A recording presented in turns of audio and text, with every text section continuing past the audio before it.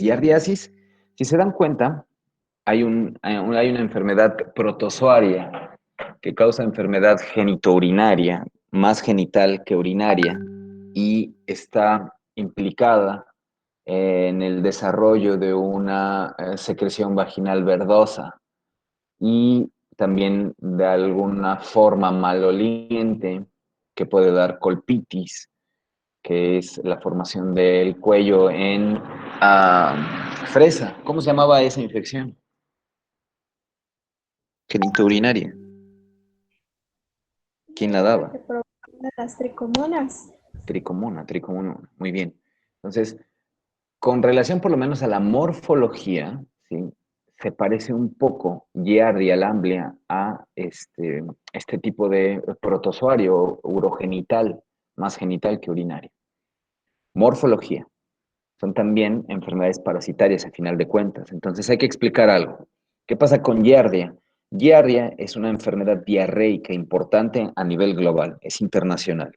Está producida por un protozoario y este protozoario es un protozoario, si se dan cuenta, también flagelado. Anteriormente se conocía, yo todavía lo estudié así, como Giardia lamblia, ¿sí? En algunos se conocía como Giardia duodenalis, pero la taxonomía actual lo clasificó como Giardia intestinalis, ¿sí? Es un parásito, es de hecho, por lo menos de lo que se dice en la literatura, que recuerden que la gran cantidad de información que yo les expongo, en su mayoría viene de países pues, que se dedican más a la investigación, países, vamos a llamarlo entre comillas, de primer mundo, pero hace referencia de que es el parásito intestinal más identificado, por lo menos en Estados Unidos, y también el parásito intestinal protozoario más aislado en todo el mundo. ¿Qué les puedo decir en mi experiencia? Yo he visto con relación a las enfermedades diarreicas muchísimo mayor asociación con amebiasis, por lo menos aquí en el país, en México, que giardia, ¿sí? Porque giardia, ahorita veremos algunas características, sin embargo, para entamueba histolítica es una disentería que en alguna forma va siendo no como las subagudas o agudas, que son bacterianas que se instauran de la noche a la mañana, sino que van progresando y la sintomatología es leve. Entonces, yo por lo menos les puedo en la práctica decir que he tenido más contacto con personas con entamueba que con giardia. Sin embargo, también existe giardia. Entonces, ¿qué hay que decir? Puede causar una enfermedad mayor a nivel infantil, como todas las diarreicas y como todas, a lo mejor, las enfermedades respiratorias. Se eh, puede causar una colonización asintomática también, o los síndromes clínicos asociados van a ser diarrea aguda y diarrea crónica. De hecho, no es el principal patógeno. El principal patógeno, que sí vamos a tratar de verlo hoy, se llama Cryptosporidium. Y Cryptosporidium es el principal asociado en contaminación de aguas, principalmente recreativas. Sin embargo, también giardia puede adquirirse mediante la ingestión de agua contaminada. Y esto sucede mucho en lagos, arroyos, estanques, en cavernas subterráneas, etc. Es una causa también muy común y hay que tenerlo en cuenta de diarrea crónica. Entonces, 14 días más de la presentación clínica, podríamos ya mencionarla como de este tipo. Y sobre todo, como tiene una alta prevalencia en países subdesarrollados, es también una muy buena causa de retraso de crecimiento en los niños. Entonces, uh, si nosotros visualizáramos a lo mejor en un mapa conceptual, de lo que tendríamos que entender es que las enfermedades diarreicas parasitarias son las que pueden tener un estado más prolongado sin síntomas graves, que sí pueden causar efectos en el desarrollo y en el metabolismo, sobre todo de edades infantiles, y que, bueno, está altamente relacionada con los ciclos de vida del parásito. Y ahorita lo trataremos de explicar, porque por lo menos para Giardia es de los más sencillos que existen. Ahora, con relación también a esta enfermedad, se habla de que existe una zoonosis efectiva, es decir, que se puede contaminar o se puede adquirir la enfermedad, más bien dicho, entre animales. Se ha podido aislar entre perros, gatos, castores y hasta primates. Entonces, si nosotros por alguna cuestión llegáramos a ingerir una, no sé, tuviéramos secreciones contaminadas a nivel de la ingesta, alimentos contaminados, etcétera, pues bueno, sería una parte importante para producir este desarrollo de clínica a través de los animales. Eso lo conocemos como una zoonosis. Bien, y también existen ciertas especies que pueden prevalecer un poco más en animales exclusivos. Antes de pasar a la etiología, también entender que las enfermedades parasitarias pueden afectar con un gran significado clínico a varones homosexuales, ¿sí? Esto sobre todo por la vía de diseminación a través de las relaciones anales. Entonces, ¿qué hay que ver con relación a la etiología y los periodos de incubación? Se habla básicamente que dentro de la fisiopatología se debe en su gran mayoría a la transmisión fecal oral o agua contaminada. Tal vez agua contaminada es la menor, pero sí podríamos decir que tiene uno de los ciclos de vida más simples y se compone de dos etapas. Se compone básicamente de un trofozoito, ¿sí? Y este trofozoito ya se los explicaré en la siguiente diapositiva y la segunda forma es un quiste. La gran mayoría de los parásitos tienen esta forma, es decir, pasan por lo menos de quistes a trofozoitos o trofozoitos a quistes, dependiendo la replicación, o no tanto replicación, la reproducción sexual o asexual que estén teniendo. Y los trofozoitos existen de una forma libre en las personas que tienen la enfermedad a través del intestino delgado, mientras que el quiste es el que se va a transmitir a través del medio ambiente. Por lo menos para la enfermedad de Giardia no requiere hospedadores intermediarios, ¿sí? Es decir, no requiere que se lo coma la vaca y que a través de las heces se contamine, no. O a través de mariscos, que recuerden que puede ser también muy frecuente para las enfermedades por parásitos. El periodo de incubación sucede alrededor de 1 a 2 semanas, es un protozoario flagelado y existen cerca de 8 genotipos. Entonces, pues bueno, vamos a ver un poco qué pasa con el trofozoito. Por lo menos de lo que hay que entender es que el trofozoito tiene una forma de lágrima y mide aproximadamente 9 a 21 micrómetros y más o menos de ancho unos 5 a 15 micrómetros. Se habla que tiene una superficie dorsal que es convexa y la superficie ventral que es plana. Tiene un disco, tiene un citoesqueleto rígido en la que tiene microtúbulos y también algo que se llama microrintas. Las microrintas son unas proteínas específicas para la adhesión. Consta básicamente de 4 pares de flagelos. Estos flagelos se dirigen hacia la parte posterior del parásito y precisamente le ayudan a dirigirse o propulsarse, como lo hemos estudiado en alguna clase pasada, hacia su célula trópica. Tiene dos núcleos, que estos dos núcleos son núcleos simétricos y contienen cariosomas prominentes, básicamente que es lo que se llega a teñir, por eso parecen como ojitos. Pues les decía, muy similar en la morfología. Si bien a lo mejor la característica de la lagrimita no es igual, pero tienen flagelos y básicamente esos núcleos que pueden teñirse. Con relación al disco ventral que tienen, es un disco que se le denomina disco de succión o disco adhesivo. ¿Por qué? Porque le proporciona al parásito la capacidad de capturar a su célula que va a infectar y sujetarse a ella. Las huellas que va dejando este disco ventral del parásito pueden inclusive llegar a marcarse cuando un histopatólogo hace el estudio a través de un microscopio.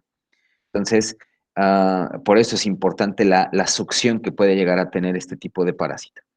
Y con relación al quiste, los quistes es básicamente la forma de ingestión que se va a llevar a cabo para producir una infección.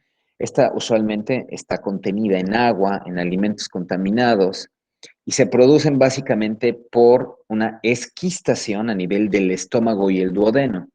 Es decir, recuérdenlo, primero se va a ingerir, después se convertirá en un trofozoito y el trofozoito se va a dividir para realizar nuevamente quistes. Esta es la forma en la que se van eh, manteniendo dentro del desarrollo metabólico. Bien, con relación al quiste, estos quistes tienen paredes lisas, tienen una forma ovalada entre 8 a 12 micrómetros y al momento que ingresan al intestino, vuelvo a repetir, al estómago o al intestino delgado, la esquistación o equistación, también la pueden encontrar de esa forma, sucede alrededor de 5 minutos, algo que lo puede mantener de una forma consistente para que se empiece a crear el mecanismo de lesión, es precisamente el pH óptimo, que en este caso viene siendo de 1.3 a 2.7. O sea, esto es sumamente rápido al momento de que ingresan, ya básicamente estamos teniendo la infección. Bien, entonces estas son las dos formas, por lo menos, o con lo que respecta al ciclo de vida, o haciendo un recuento para el mecanismo de lesión que se tiene, este tipo de parásito, primero, no requiere de un huésped intermedio. La gran mayoría de esta información, sobre todo las parasitarias, que los encuentran muy bien, por lo menos en el ciclo de vida, en la página de CDC, ahí métanse y encontrarán la información de este ciclo de vida. Entonces, no requiere un huésped. Al momento de que va ingresando, se hace en una forma quística. Al momento que llega en el estómago o las primeras porciones del intestino delgado, se convierte entonces en un trofozoito. Este trofozoito, como la gran mayoría de todos, puede continuar en esa forma o puede dejar progenies. Esas progenies pues, son quistes. Entonces, el quiste puede llegar al medio ambiente, se ingiere a través de aguas alimentos, es decir, este quiste, ¿en dónde va? Pues en las heces fecales, ¿sí? Y de ahí, al momento de que llega agua contaminada o alimentos contaminados, que también llegan a estar altamente frecuentes las infecciones, ejemplos en lugares de granja o donde se dan cosechas en sistemas de riego más sofisticados. Entonces, se ingiere o se comen los alimentos y de ahí vuelve nuevamente el proceso cíclico. El trofozoito, ya cuando está en una forma madura, pasará entonces al intestino delgado y ahí realizará una multiplicación que le cuesta aproximadamente entre 9 a 12 horas. O sea, para que puedan volver a reproducir progenies también es rápido. Tanto la esquistación como la producción es sumamente rápida. Y de ahí pasará inclusive al intestino grueso, donde el pH neutro y las sales biliares tratará de evadirlas precisamente para crear un proceso de invasión o de lesión muy marcada a nivel de las vellosidades y a través de las mucosidades del intestino grueso. Bien. Los quistes, obvio, pasan al medio ambiente y vuelve a ser nuevamente cíclico para un paciente. Un paciente asintomático va a tener una gran presencia, por lo menos, de enfermedades y quistes de una forma recurrente. Entonces, tener en cuenta este ciclo de vida, las giardias dentro del mecanismo de lesión que pueden estar causando, se habla básicamente de todo esto. Primero, lo que les mencionaba, una zoonosis con una infectividad cruzada por el hecho de convivir con animales.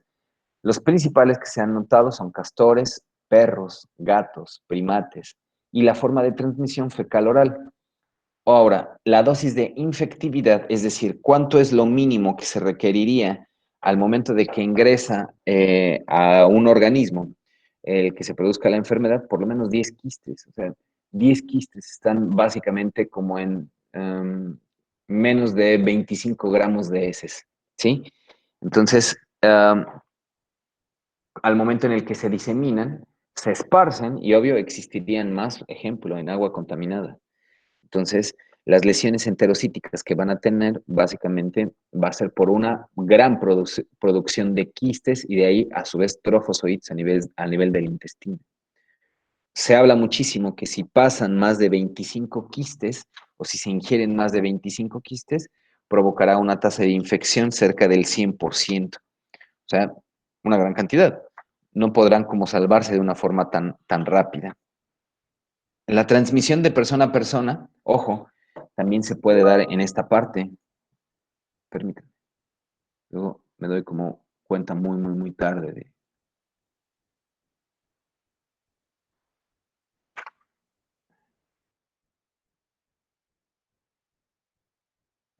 Hago muy rápido las presentaciones, ¿sí? La unión del trofosodito al enterocito es básicamente lo que va a crear a través de esa succión del disco ventral y producirá entonces las diarreas tan características por parte de Giardia.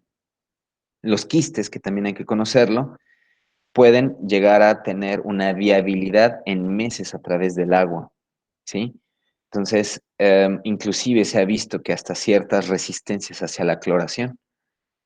Podría entonces hacer una diseminación muy rápida en poblaciones específicas, por eso se ven brotes endémicos y epidémicos. Bien, ahora, hablando ya un poco más del daño a nivel celular, de lo que se va observando por lo menos en esto, ah, número uno, al momento que llega esa adhesión de los trofozoitos al epitelio, comenzará un gran aumento de la permeabilidad del epitelio. Significa básicamente que la superficie del borde en cepillo del intestino comienza a disminuir de su longitud. Ahí sí, a comparación de las bacterias, que en la gran mayoría de las que causaban infecciones y también los virus, a nivel del intestino delgado, estas producían una fisiopatología a nivel de las puntas. En algunas podrían llegar hasta la base, ejemplo, Yersinia. Pero estas en realidad, vamos a llamarlo entre comillas, se comen a las vellosidades, las enfermedades parasitarias, precisamente por la forma de adhesión que tienen. Y de ahí están totalmente involucrados, inclusive por un crecimiento excesivo de la flora bacteriana, para propiciar un aumento también de la reproducción del trofozoito. Empiezan a aparecer al momento de que ya crecen y crecen los trofozoitos, enterotoxinas, y estas enterotoxinas realizan una liberación de sustancias citopáticas, es decir, comienzan a dañar o crear procesos inflamatorios a través de la luz intestinal. Y de ahí, conforme ya se va dando esa liberación de las sustancias, crean procesos inflamatorios muchísimo más grandes y de ahí viene la mala absorción y la producción de diarrea. La diarrea, básicamente, no es necesario que se observe un cambio microscópico tan evidente a nivel de la luz del intestino. Podría darse también sin este tipo de evidencia. Los pacientes, al momento de que están teniendo esta liberación, eh, principalmente van a tener una gran cantidad de problema para la absorción de grasas, vitaminas, principalmente las liposolubles y los carbohidratos. Entonces, una enfermedad parasitaria, recuerden, está ampliamente relacionada con procesos metabólicos y de desarrollo o crecimiento. Es más frecuente que contribuyan a una pérdida de peso. Previene básicamente la formación de óxido nítrico y algunos pacientes comienzan a tener motilidad intestinal alterada con una hipersecreción de líquidos. Esto básicamente porque está mediado por los linfocitos T activados y estos van a tener un aumento a la permeabilidad intestinal que hace que se pierda la función de la barrera de la microbiota y también de los tejidos. Entonces, en ese punto comienza a surgir una atrofia vellosa, pero a través de que también surge la atrofia vellosa, surge apoptosis de los enterocitos, ¿sí? Entonces es un proceso inflamatorio a nivel del duodeno y yeyuno principalmente. Mala absorción de azúcares, ya se los comentaba, pérdida de peso, y cuando esta enfermedad pasa una semana, pasan 2 semanas, entonces podríamos ya hablar de una enfermedad diarreica crónica, en donde aquí sí aumentará la apoptosis de los enterocitos y provocará mayor deficiencia para la absorción de los componentes nutricionales. ¿Ok? Bien, manifestaciones clínicas. Ahora, algo de lo que es cierto y que hemos visto por lo menos con todas las enfermedades diarreicas es que si en su mayoría para personas inmunocompetentes son autolimitadas. Y si alguno de ellos tiene la ingestión de las formas quísticas y desarrolla trofozoitos, muchos podrían verse eh, en una forma eficiente de control a nivel de su sistema inmunológico y no se crearán síntomas. Entonces, sí, hay muchas enfermedades parasitarias que no causan síndromes diarreicos. Pasa algo como lo que vimos la clase de ayer, toda evidencia a nivel de un coproparasitoscópico, sobre todo de Giardia intestinalis, tendrá que darse un tratamiento precisamente para evitar o tratar de reducir la cadena de transmisión. Bien, perdón, ¿alguien iba a preguntar algo o no? Bien, cuando nosotros tenemos manifestaciones clínicas, los signos y síntomas siempre vienen asociados a enfermedades entéricas y diarreicas. En el 90% de los casos que tienen síntomas, siempre viene diarrea. Bien, y de ahí se puede agregar todos los síndromes que pueden ser desde leves hasta sistémicos. Ejemplo, podría asociarse un malestar general, debilidad del paciente, astenia. Sobre todo en las enfermedades por giardia, los pacientes se acompañan de las diarreas, pero con una gran cantidad de distensión abdominal y flatulencias. Algo que es característico por lo menos en los niños y que les preguntamos a los padres, o los padres inclusive lo refieren, ellos mencionan que es una diarrea, justo como la que se está observando, coloración amarilla, verdosa, en donde el pequeñito, sobre todo, vuelvo a repetir, en estas edades infantiles, tiende a generar una gran cantidad de gas y los padres refieren a que los gases son sumamente apestosos, ¿sí? Entonces, este tipo de heces malolientes y grasosas, porque es también el punto en el que los parásitos, por lo mismo, recuerden lo que no van a absorber grasas, pues entonces presentarán una diarrea con un alto contenido grasoso. Bien. Calambres abdominales, que estaremos hablando de un dolor tipo cólico hasta en un 75% de los pacientes. Saciedad temprana, por aquí comen muy poco y por aquí ya se llenaron.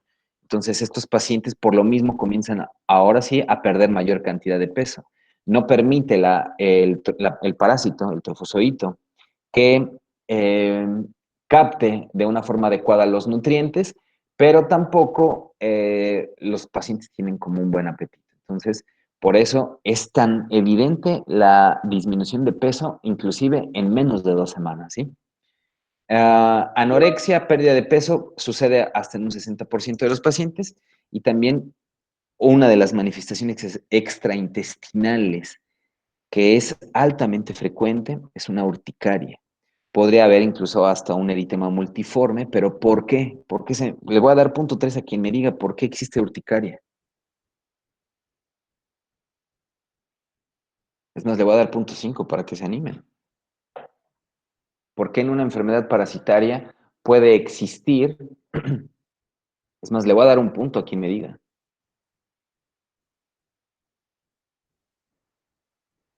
Porque secreta toxinas. No, no tanto es por las toxinas. ¿Por Para qué será? ¿Para qué se pasan a la piel? A ver, no escuché. ¿Podrían repetir? Porque los parásitos se pasan a la piel. No, no Por los, sucede eso. No es por la cuestión de los quistes, que pueden No, también. tampoco es por los por los factores quistes. desencadenantes. ¿Qué factores desencadenantes? ¿Cuál fue la pregunta, doctor? ¿Por qué se produce una urticaria? Sí saben qué es una urticaria, ¿cierto? Sí saben qué es una urticaria o de hecho ni me entendieron desde el comienzo. Son como ronchas en la piel, ¿no? Sí, una gran cantidad de prurito asociado, con lesiones inclusive a nivel dérmica, pero no es porque el parásito pase a nivel de la piel, ¿sí? ¿No podría ser por una mala absorción? No, ya está nada más adivinando. Alergia. O sea, sí se causa una alergia, o sea, un sistema o una manifestación, vamos a llamarla entre comillas alérgica, pero ¿por qué es? O sea, si bien hay una enfermedad de un parásito, pero la respuesta correcta es porque se causa eosinofilia. Bien, al momento, recuérdenlo, y eso lo vimos desde las primeras clases, cuando nosotros teníamos una evidencia de eh, un sistema inmunitario eficiente, las principales células que respondían ante un parásito iban a ser los eosinófilos. Entonces, esos eosinófilos, hasta se los puse en un video, cuando comienza a aumentar la celularidad, tiende a generar urticaria, ¿sí? El aumento considerado a nivel serológico. Es básicamente por eso. Y principalmente es comezón. Entonces, varios pacientes podrían referir es no en un alto porcentaje, pero sí podría hacer referencia con relación a una comezón generalizada y que podría desencadenar síndromes muy similares a la urticaria. Pero en realidad es por eso. ¿Bien? Bueno, esta es la parte de la diarrea. Entonces, que hay que entender que es una diarrea que no es sanguinolenta, ¿sí? Es una diarrea que sí puede tener una coloración amarillenta, eh, ligeramente verdosa, pero es más amarillenta, que en algunas ocasiones podría venir acompañada de moco, pero que no es tan frecuente como en entamoeba histolítica, ¿sí? Pero la gran mayoría de los pacientes, ejemplo, no tienen fiebre, ¿sí? Ni siquiera una hipertermia tan marcada. No hay datos tan significativos de una manifestación que sea exacerbada como lo veíamos, por ejemplo, con Shigella, con cólera, ¿bien? Si bien podrían tener a lo mejor algunos malestares, debilidades, sí, inclusive hasta distensión, recuerden lo que por lo menos la parasitaria tiende a generar mayor cantidad de gas y sumamente apestosas, ¿eh? O sea, si alguien cuando ya esté dando clases y quien quiera ser pediatra, les van a llevar de verdad los pañales de los niños. Yo tenía un chico que me ayudaba que eh, es paramédico de la Cruz Roja y, bueno, estuvo mucho tiempo en la Cruz Roja y de ahí tiene una nena y esta nena en un momento se enfermó y lo primero que me llevó en lugar de llevarme a su hija, me llevó el pañal y le pedí que se hiciera un coproparasitoscópico y resultó con amebiasis. No resultó con giardiasis, ¿sí? Resultó con amebiasis, pero sumamente apestoso, o sea, ni siquiera sacó o extendió por completo el pañal y sumamente apestoso. Bien, eso es también importante por lo menos para relacionarlo, ¿ok? Y créanlo, se los van a llevar, aunque no sea como tan frecuente, pero se los van a llevar. Epidemiología. ¿Qué hay que decir con esto? Entonces son enfermedades endémicas a nivel global, relacionadas con un hacinamiento, relacionadas con una falta de efectividad en la limpieza, por lo menos de los lugares en donde se come o en los lugares donde se vive. Altamente relacionado con guarderías y pacientes institucionalizados, implica entonces prisiones, implica pacientes psiquiátricos o pacientes internados en algún otro tipo de, por ejemplo, un asilo. Bien. El 80% está relacionado con el suministro de agua cruda, y cruda entre comillas, ¿por qué? Porque no se les da un tratamiento, porque no se les da una filtración, porque no se obtienen básicamente desde donde nace el agua, por así llamarlo. Bien, entonces, altamente frecuente esto. 25% de miembros de la familia con niños infectados se enferman. Por eso la transmisibilidad en la casa debería implicar medidas de mitigación que son básicas, el lavado de manos para todos y lo que hablábamos en algún punto con relación al uso del inodoro, por lo menos en la fase aguda diarreica. Se habla hasta 1.2 millones de episodios anuales. Los principales meses donde existe es julio a octubre y las edades vienen siendo de menores de 5 años y adultos entre 25 a 39 años. Sobre todo estas edades que son, vamos a llamarlo adultos jóvenes.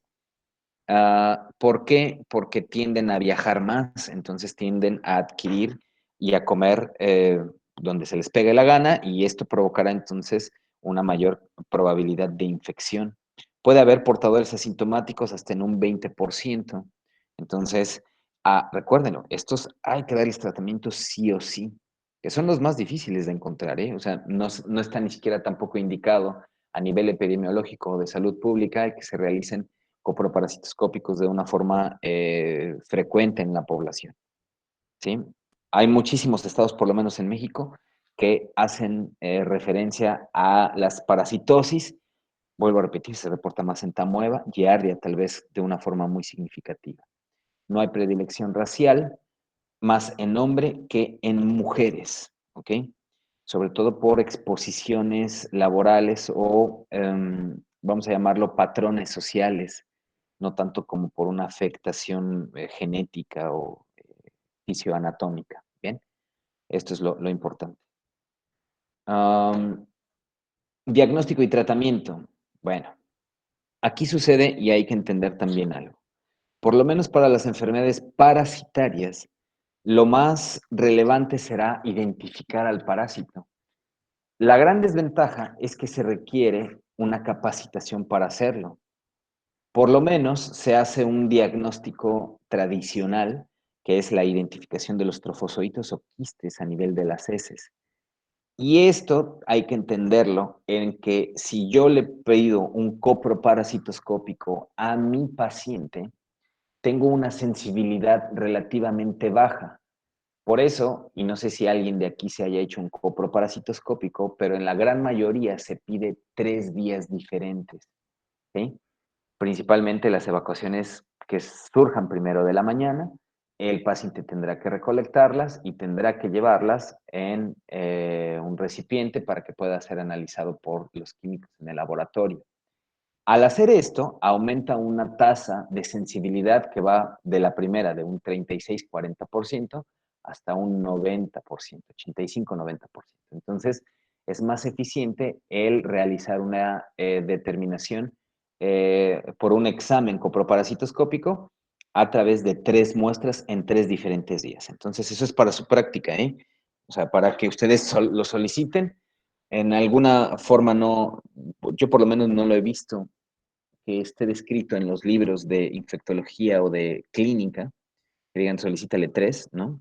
Pero, o sea, esto es información científica, dice específicamente eso con relación al coproparasitoscópico.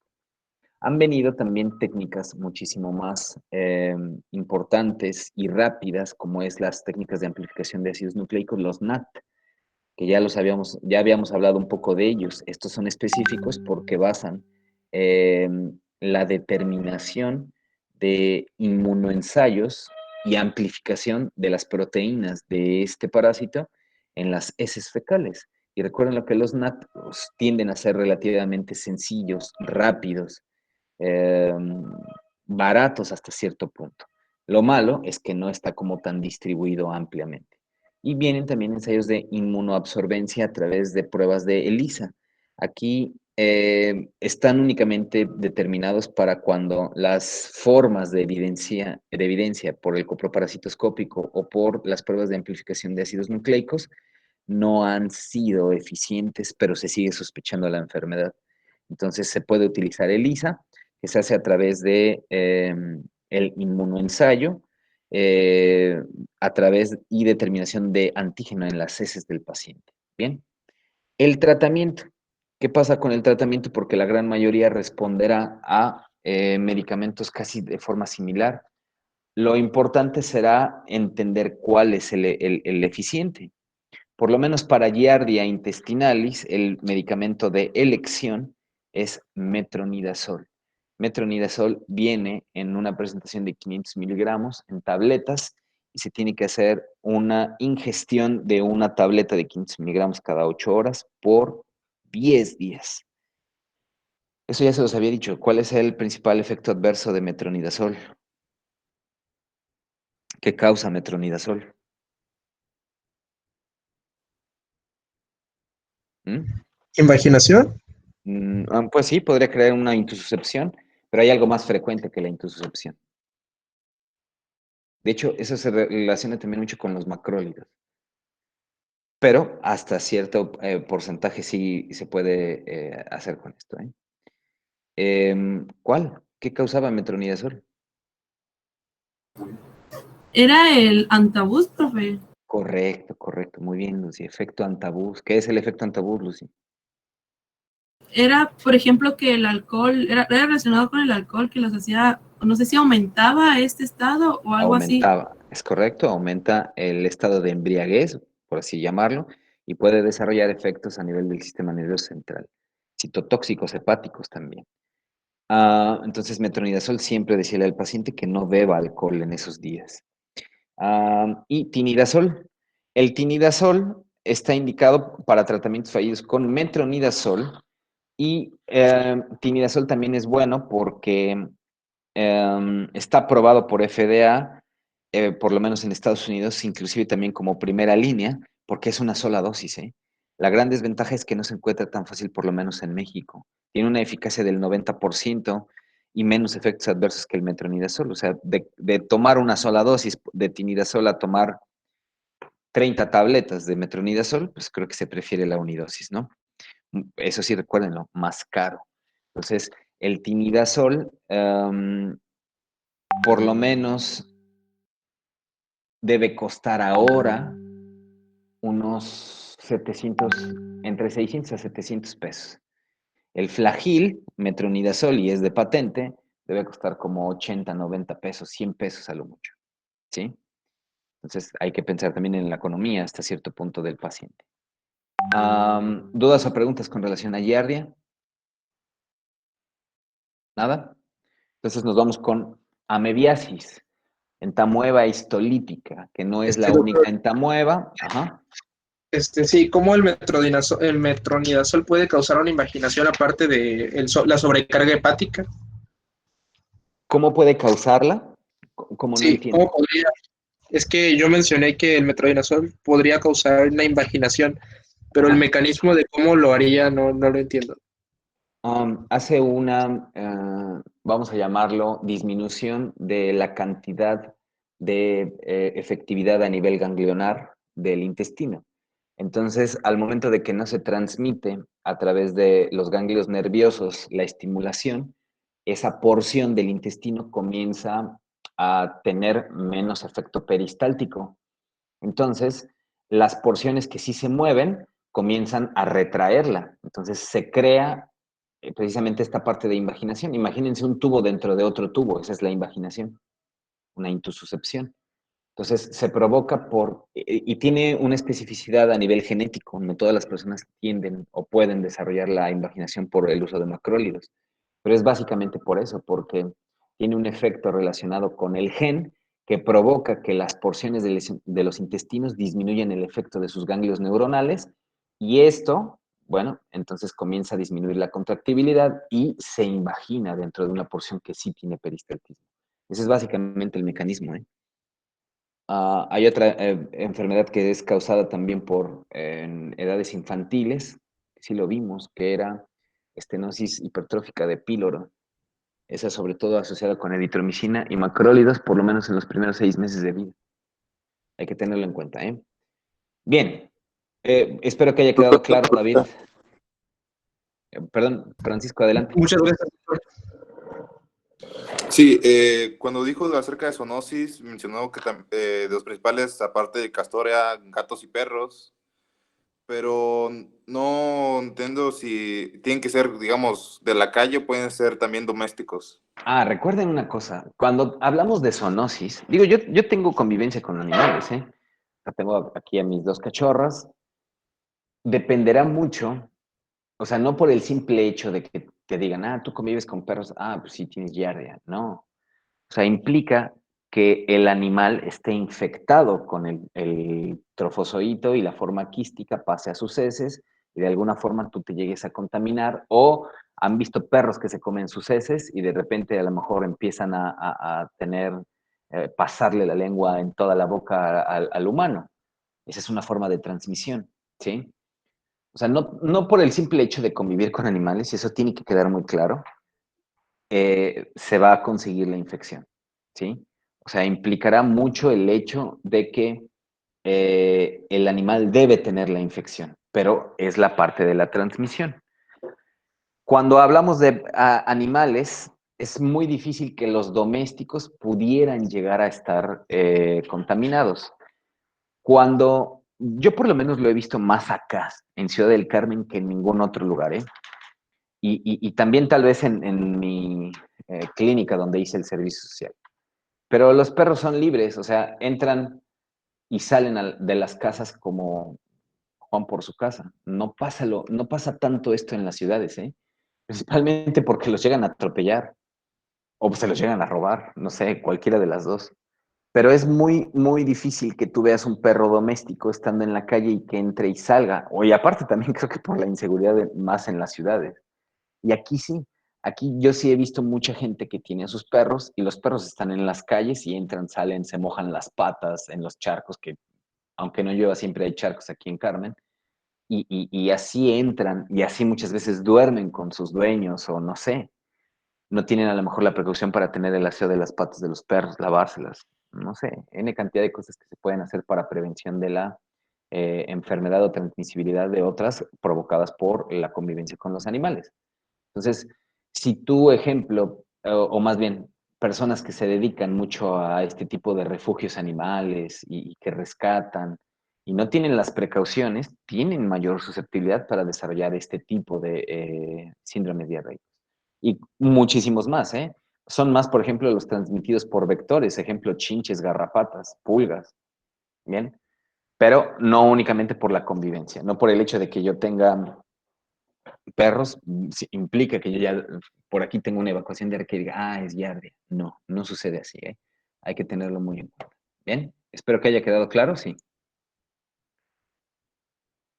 Si alguien tiene perros, digo, a mí me gusta convivir con mis perros y de verdad, no sé, tienen un lugar muy específico para hacer del baño y ese lugar específico donde hacen del baño se lava todos los días.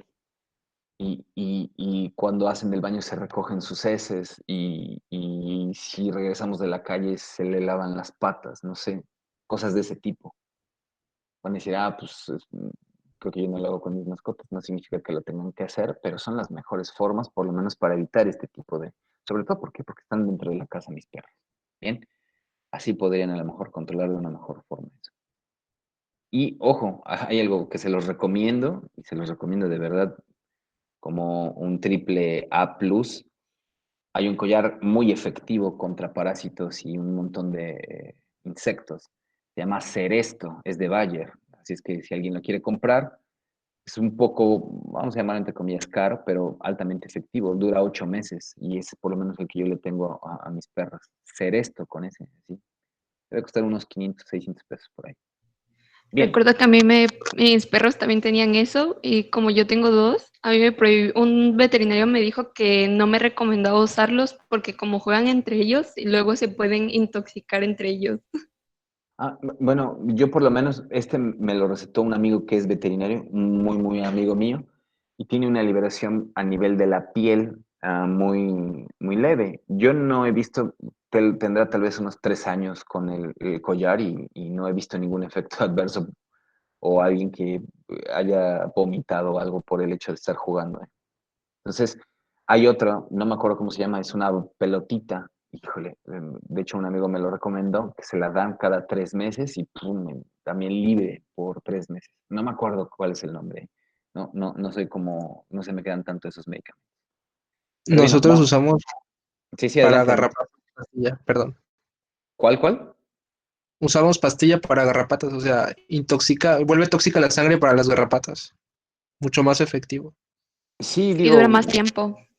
eso sí es cierto, en algunos medicamentos podrían tener una liberación prolongada. Yo les hablo como de mi experiencia, altamente eficiente, por lo menos para mí, el collar, el Ceresto de Bayer. Entonces, si alguien ya lo ha probado o lo quiere probar, adelante, yo se los recomiendo. Bien, pero les digo, también hay otros medicamentos eficientes. Vamos entonces ahora sí con amebiasis. Amebiasis, entamoeba histolítica, es el protozoario que por lo menos en México van a lidiar más con él. Mi profesor de infectología decía que la bandera en lugar de tener un águila debería tener una entamoeba, porque era altamente predominante la infección. Y de hecho está también subvalorada, no hay una buena contabilidad de los casos, ni mucho menos se hacen la efectividad para el diagnóstico o la evidencia del microorganismo. Se habla sobre todo que existe en todo el mundo, pero es más prevalente en países en vías de desarrollo, donde las barreras entre las heces humanas y el suministro de agua o de alimentos podría ser inadecuado. Entonces, esta es una alta forma de contaminación de los alimentos en sistemas de riego, por lo menos en nuestro país. La mayoría de los casos, y hay que decirlo, son asintomáticos, sin embargo, es una enfermedad parasitaria que produce disentería. ¿Yo qué les puedo decir en la experiencia? No con lo que dice la literatura, porque lo que dice la literatura es, si tú tienes disentería, lo primero que tienes que ocuparte va a ser Shigella, ¿sí? Yo les digo, en México, si ustedes ven disentería, y aparte hay que relacionarlo con el cuadro clínico, ¿eh? Porque un paciente con una amebiasis es muy, muy, muy, muy raro. Yo, de hecho, no lo he visto que llegue con fiebre, ¿sí? A comparación de Shigella. Shigella sí, por el proceso a nivel de invasión colónica, ahí sí tendría síndromes febriles relativamente altos. Entonces, esa es por lo menos la forma de diferenciarlo y eh, el tiempo en el que se establece. Para Shigella son sumamente rápidos, mientras que para amebiasis los pacientes comienzan a tener disminución de la consistencia de las evacuaciones, no son acuosas, son más pastosas, también malolientes, mucoides, pero ya viene por ahí la manchita de sangre y otra vez la manchita de sangre y otra vez la manchita de sangre. Se dice que por lo menos el 70 al 100% de los pacientes tienen presencia de sangre en las evacuaciones cuando tienen enfermedad amebiana, ¿sí? Muchos no es evidente de una forma física, sino que se tendrá que realizar una sangre oculta en heces. No será necesario únicamente con el coproparasitoscópico, pero ya veremos ahorita qué pasa. Entonces, causarán también enfermedades intestinales y extraintestinales, perdón, invasivas. ¿Cuáles son estas? Principalmente causan de las extraintestinales absceso hepático, enfermedad pleuropulmonar, peritonitis, pericarditis, absceso cerebral y la otra es enfermedad genitourinaria. Bien, vuelvo a repetir, absceso hepático, enfermedad pleuropulmonar, que es sumamente raro, peritonitis es más frecuente, pericarditis sumamente raro, la genitourinaria puede ser también raro y los abscesos cerebrales también son raros, ¿ok? Son los extraintestinales. Pero recuérdenlo, si el paciente tiende a tener un mayor proceso de patogenia del trofozoito, entonces podría llegar a diseminarse a nivel local, entenderlo de esa forma. Uno de los altamente frecuentes, por lo menos en la experiencia quirúrgica, es el absceso hepático amebiano. Es la principal forma extraintestinal de diseminación de la enfermedad, ¿sí? Se ha clasificado como la enfermedad por amebiasis, por lo menos a nivel internacional, como categoría B, debido a una baja dosis infecciosa. Tiene una muy buena estabilidad a nivel ambiental y una alta resistencia al cloro, por eso se los puse aquí. Una alta también facilidad de diseminación a través de alimentos y suministros de agua. Bien, entonces, ¿qué hay que decir con relación a la etiología? A la etiología, punto número 1, es un parásito protozoario no flagelado y tiene formación de pseudópodos. Estos pseudópodos van a causar principalmente esto, proteólisis y lisis tisular. De ahí viene el nombre de entamoeba histolítica, proteólisis y lisis tisular. Y ojo, al momento que también van agregándose y teniendo la adhesión hacia la célula trópica, ahí van a inducir apoptosis de la célula huésped. Los humanos se ha visto que por el momento son los únicos huéspedes naturales. Se ha hablado en algún momento de entamoeba histolítica relacionado con primates, sobre todo que han tenido contacto con humanos, es decir, no viene la enfermedad como del primate al humano, sino al revés, del humano al primate. Esto mucho en la asociación e identificación por los veterinarios, ejemplo, en zoológicos, ¿sí? Viables en medio ambiente durante semanas a meses. O sea, eso a mí me espanta porque si ustedes se meten a una... ya hablaremos en la siguiente, de que es la de criptosporoidosis, que es altamente relacionado con las aguas recreativas, pero si alguien piensa que las personas en el momento de que entran a una alberca pública no hacen del baño, están totalmente equivocados. Ya les contaré una anécdota. Viables, ya lo dije, humanos y primates probablemente, y el periodo de incubación hasta 2 a 4 semanas. Entonces, hay que tener mucho en contacto este tiempo, 2 a 4 semanas. Los pacientes usualmente no recuerdan con alta especificidad qué es lo que han comido o inclusive a dónde se han metido, a dónde han viajado. Bien. Fisiopatología. ¿Qué hay que hablar con relación a esto? Número 1, y habla muchísimo con el ciclo vital, que de hecho, ahorita me regresaré, ya lo especificaré más aquí, pero vuelvo a repetir, todos los ciclos de vida bien explicaditos están en CDC. Entonces, punto número 1, se hace una ingestión de quistes de entamueba histolítica a través del medio ambiente. Esos quistes usualmente están aquí, a nivel del suelo, en los fertilizantes, en agua contaminada, en manos contaminadas. Entonces, al momento de que se ingieren, porque es la forma de transmisión, se hace una colonización de la mucosa colónica. La principal forma es esta, transmisión fecal oral. Y alimentos y suministros de agua, pero ojo, también se ha dado una alta especificación para la transmisión sexual, nuevamente, repito, o en mayor población en varones homosexuales que realizan eh, sexo anal. Ojo, también, por ejemplo, en mujeres que practican sexo anal, también está altamente involucrada la forma de diseminación y también se ha visto que no, inclusive se necesita una forma de sexo anal. En algunos hospitales se han reportado casos por el uso de enemas evacuantes, ¿sí? Pacientes que pueden tener la enfermedad, no se lavan las manos, tocan el enema y después ya se ponen los guantes, pero ahí van los trofozoitos y hacen una inoculación anal. Entonces también puede suceder de esta forma. Hablar básicamente del punto en el que están teniendo una reproducción por su ciclo de vida, entonces entenderemos lo siguiente. Número 1, previamente a esto, recuerden que se ingiere la forma quística. Posteriormente, se hace una equistación o esquistación a nivel del ilion, las porciones terminales, y a nivel del colon.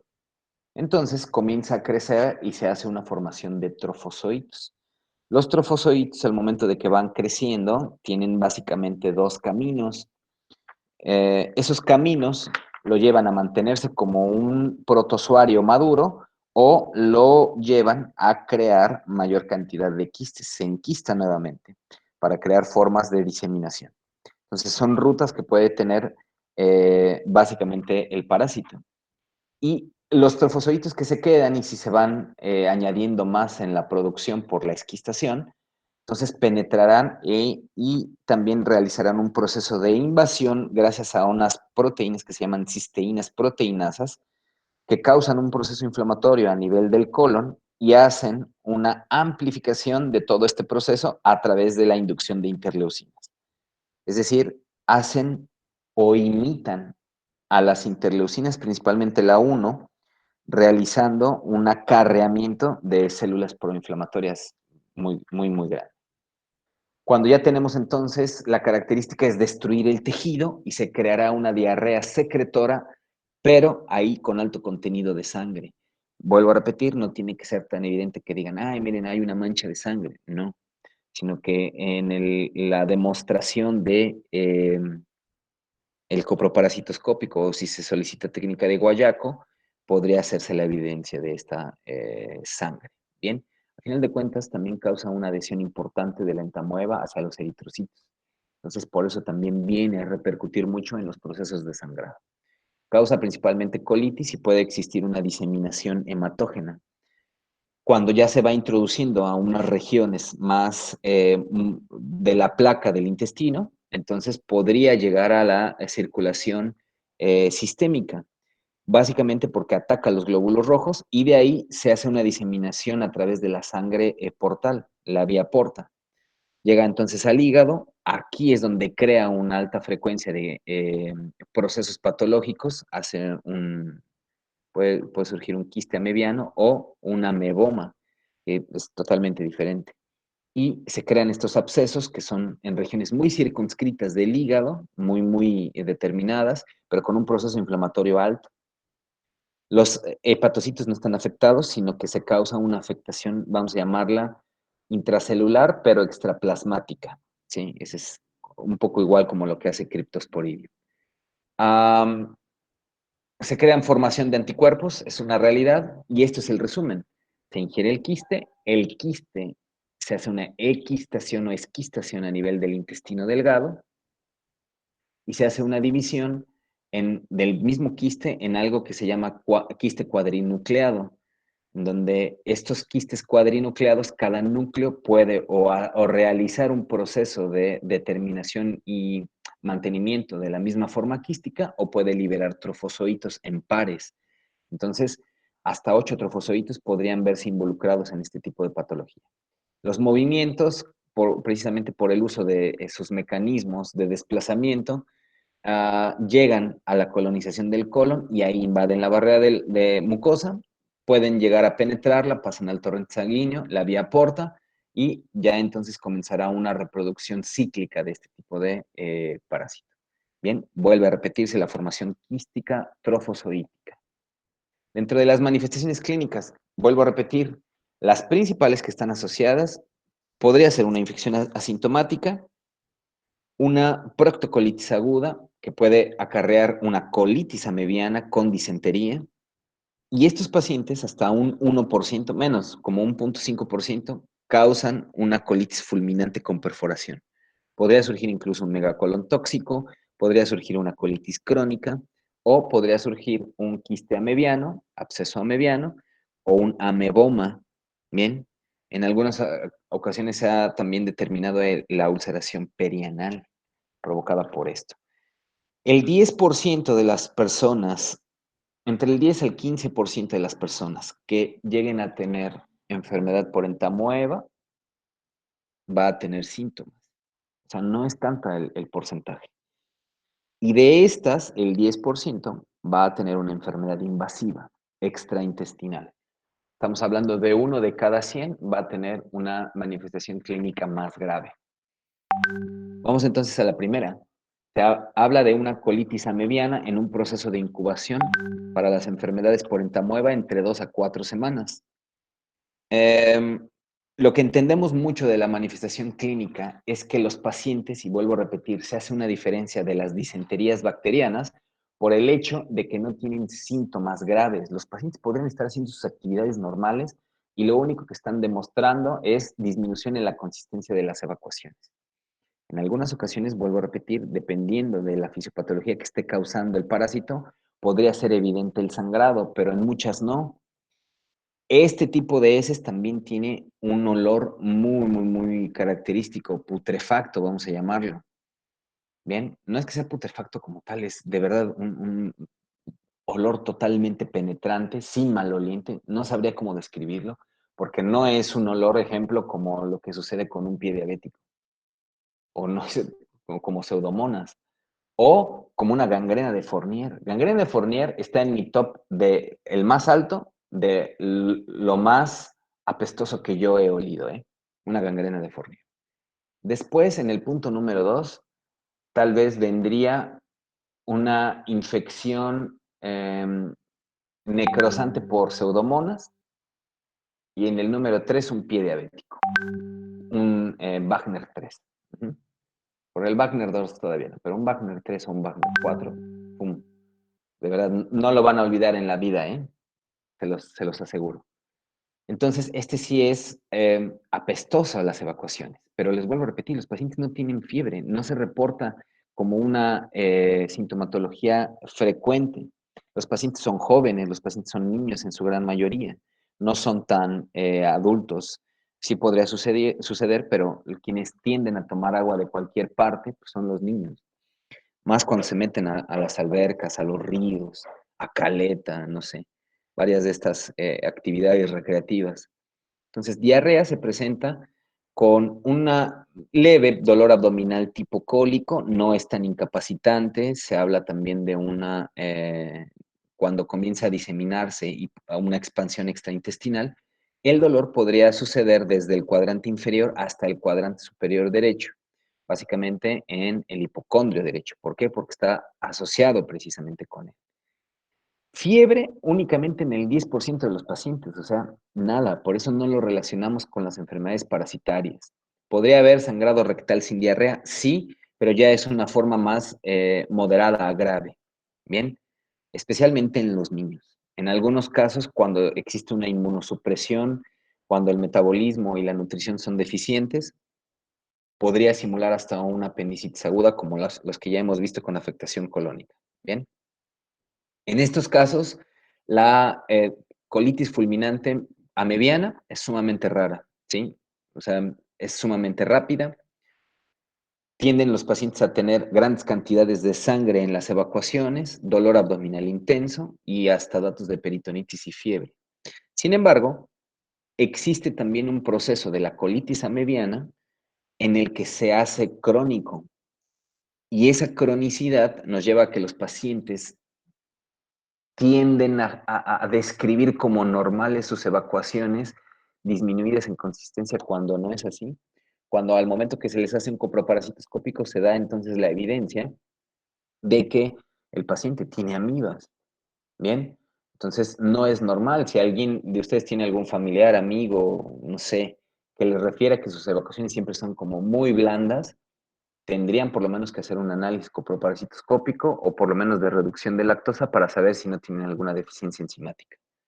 Bien, enfermedad inflamatoria intestinal es muy similar a una colitis amebiana crónica. En el 90% de los pacientes con esta enfermedad, con la colitis amebiana crónica, mantienen una alta concentración de anticuerpos contra entamoeba. Y ahí no es tan frecuente la diarrea con sangre, pero sí se puede llegar a presentar de una forma evidente. Bien, o sea, los pacientes se acostumbran, por así decirlo. Estas son las evacuaciones, este es un pañal de amebiasis. En algunas ocasiones, de una forma hasta con una lupa, se puede hacer la evidencia de una formación quística. Bien, entonces se acompañan con sangre, pero créanlo, a gran diferencia de las enfermedades diarreicas, el paciente aquí no se siente mal, ¿sí? O sea, sí llega a ir a la consulta, pero vuelvo a repetir, llega a ir a la consulta por el hecho de que tiene la presencia de sangre, porque ya les espanta y porque a lo mejor sí han tenido un poco de problemas, vamos a llamarlo digestivos o dolores abdominales, pero de verdad, los pequeñitos podrían tener esto y ni en cuenta los padres, hasta el momento en el que les dicen los hijos a los padres. Oye mamá, oye papá, fíjate que hay en el baño, en la taza, presencia de sangre. Y ahí es cuando comienza entonces a hacerse la investigación médica. Entonces, esa es la clave clínica, chicos, ¿eh? Por lo menos para las disenterías, que es altamente frecuente, yo les podría decir que, y por eso quiero ser enfático, en mi experiencia he visto más casos de disentería por amebiasis que por Campylobacter o que por Escherichia coli enterohemorrágica o inclusive que por Shigella. O lo pondría en el número 1 sin ningún problema. En el punto número 2 lo pondría si es Shigella y muy similar Escherichia coli. Pero por lo menos para mí me han tocado más casos de este tipo. Bien. Esto también es diarrea provocada por, no sé, no me pregunten por qué está como en una hoja, ¿sí? Pero yo la busqué y empecé a leer el caso clínico. Es de hecho el hijo de un médico que su, no sé si iban a decir algo, Catherine. No, bien. Entonces, el hijo de este médico estaba estudiando, entiendo, y su hija, que tenía 2 años, llegó y le dijo que tenía ganas de evacuar y evacuó en una de sus hojas. Entonces, esto también es una enfermedad por entamoeba histolítica. Bien, les digo, esto no significa que sean los quistes, ¿eh? O sea, hay que hacer una evidencia de una forma microscópica, pero sí se podría determinar como un quiste. Eso déjenselo a los químicos y a los histopatólogos. Bien, esto básicamente es moco. Esto también es una enfermedad por entamoeba histolítica. ¿Ok? Podría tener inclusive esa coloración verdosa y de verdad, alta presencia de moco. Ustedes, vaya, no se los deseo mucho como, porque luego los papás así son de, doctor, por favor, huela. De verdad, está totalmente apestoso. Bueno, ya le darán ahí un llegue. La otra forma de presencia de manifestaciones clínicas es el absceso hepático amebiano. Es la forma más común de amebiasis extraintestinal y puede llegar a ocurrir hasta en un 5% de los pacientes. Es 10 veces más frecuente en hombres que en mujeres, ¿sí? Aproximadamente se habla que el 80% lo llega a tener entre las 2 a las 4 semanas post-infección diarreica provocada por entamoeba histolítica. Y hay que darle seguimiento, hay que preguntarlo, porque estos pacientes lo primero que van a tener va a ser el dolor abdominal y la sensibilidad alta a nivel abdominal. Entonces, a nivel del hipocondrio derecho, ahí es donde suele doler. Es una presentación típica acompañada con fiebre en el 90% de los casos. 85 al 90% de los casos, ¿sí? No sucede, vuelvo a repetir, con la colitis amebiana. Ahí no hay fiebre, ¿ok? Dolor en el cuadrante derecho, sensibilidad al menos de unos 5 a 10 días de duración, y en algunas ocasiones puede haber una afectación diafragmática. Puede provocar un proceso inflamatorio a nivel de las pleuras. Al momento de la inspiración duele también, provocada por una alta relación del hígado con el diafragma. En algunos casos hasta se ha documentado el dolor a nivel del hombro por la misma afectación pleurítica.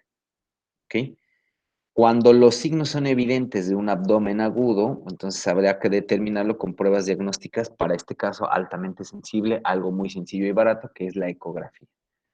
Puede presentarse con náusea, vómito, distensión abdominal y, ojo, hasta en un 10% de los casos se acompaña también de diarrea. En algunas enfermedades subagudas viene pérdida de peso, anorexia y anemia por el sangrado que les va a provocar a los pacientes. Bien, el otro que vamos a ver es un ameboma. Es mucho menos común que esto, ¿eh? O sea, no surge tan rápido. Se habla de esta formación granular, anular inclusive a nivel del colon, y está provocado no únicamente por la asociación de entamueba, sino también podrían estar involucrados otros procesos bacterianos inclusive.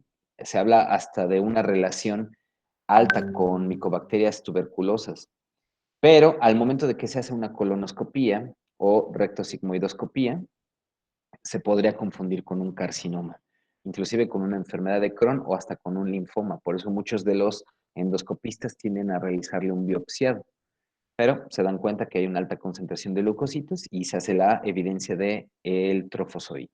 Bien, amebiasis pleuropulmonar, muy difícil. Yo nunca he visto una amebiasis pulmonar o pleuropulmonar. Es una diseminación contigua a nivel del absceso hepático, ¿eh? O sea, esa es la forma en la que se rompe el hemidiafragma derecho principalmente, y ahí llega hacia la diseminación hematógena o por contigüidad hacia el pulmón. En la amebiasis cerebral, es de verdad muy, muy baja, el 0.6 de los casos de abscesos hepáticos degeneran en una amebiasis cerebral, con los datos de disminución de todas las manifestaciones del sistema nervioso central. Peritonitis amebiana, pericarditis, que también es sumamente rara, y amebiasis genitourinaria, que no la puse aquí, pero sucede también apendicitis amebiana, ¿ok? Los exámenes físicos, si ustedes quisieran realizar una alta determinación por clínica, no hay una especificación.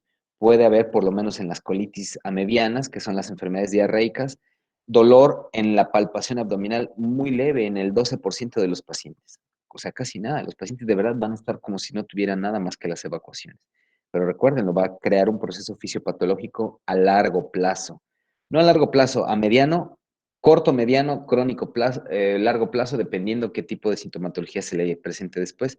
Pero por eso habrá que darle un tratamiento altamente eficiente, ¿sí?